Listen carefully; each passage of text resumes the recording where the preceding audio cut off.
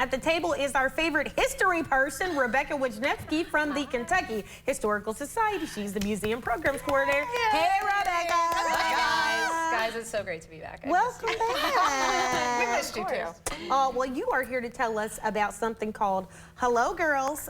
Tell us about that. Yeah, so have any of you guys ever heard of the Hello Girls? No. No. Okay, so it's World War I. We're in the thick of it, and 223 women who are bilingual, English and French speakers, go and work the telephones over the switchboard in France. And they're in the thick of it. I mean, these women are, they're in the trenches, they're getting bombed on, all that stuff. Really? And they do all of this amazing work, and they come back to the U.S. and do not get veteran status. Now, they are trained by the U.S. Army, all of that. They get uniforms. They're held to a high standard. They can be charged by the military police, but they don't get veteran status until the 1970s. Wow. So this is interesting because you guys have a movie with that same title, Hello Girls, that's coming. Tell us about this movie, this documentary movie. Right. So the movie, the Hello Girls documentary, is actually based on a book by Elizabeth Cobbs. And it was executive produced and directed by James Lambert.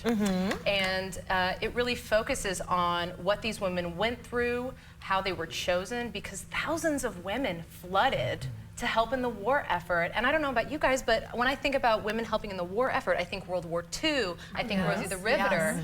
But there were women wanting to help in World War I too, and they had to turn away and really call out people because you had to be able to be an excellent switchboard operator. They actually found out that young men and men couldn't do it quick enough. They couldn't handle the stress and stuff. So Multitasking was just too hard for them. A little bit.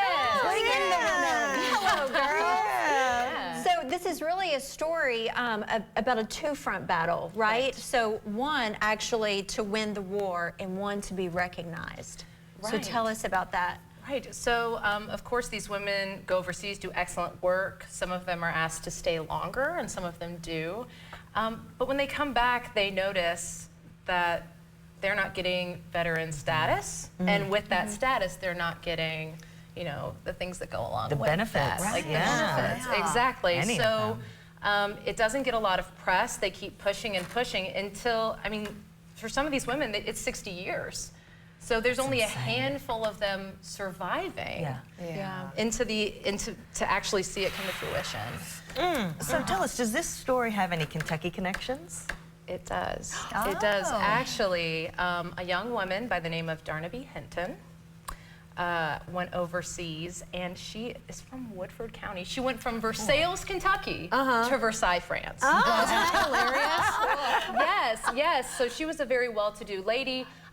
She had the privilege of gaining a bilingual education. So she spoke French very well. She was highly regarded. And she actually stayed in France. She did have an untimely death at the age of 26, but it was not combat related. But you know, even though the Hello Girls documentary, she came with the second wave, and they primarily focus on the first wave of gals that went over. But this documentary really encapsulates a lot of what she stood for, this woman who is well-to-do, this woman who used her talents to help win a war. So, yeah, I'm really excited. We hope to have some of her family actually out for the documentary screening. Oh, that's Okay, interesting. so yeah, that's the next question too. Where do people see this? How do we get to see this? Oh, the Kentucky Historical Society, my favorite place. Yes, so, yes. Frankfort, Kentucky, at the Kentucky Historical Society, we are going to be having, it starts at 5 p.m. We're going to actually have folks get to explore our stories, our service exhibit, which focuses on women's veterans. There's going to be a curator talk. We're going to walk you through women's military uniforms over time and how they've evolved to serve the women who are serving. Right, which is going to be really cool. And then we're going to have some sweet treats, some savory snacks before the film.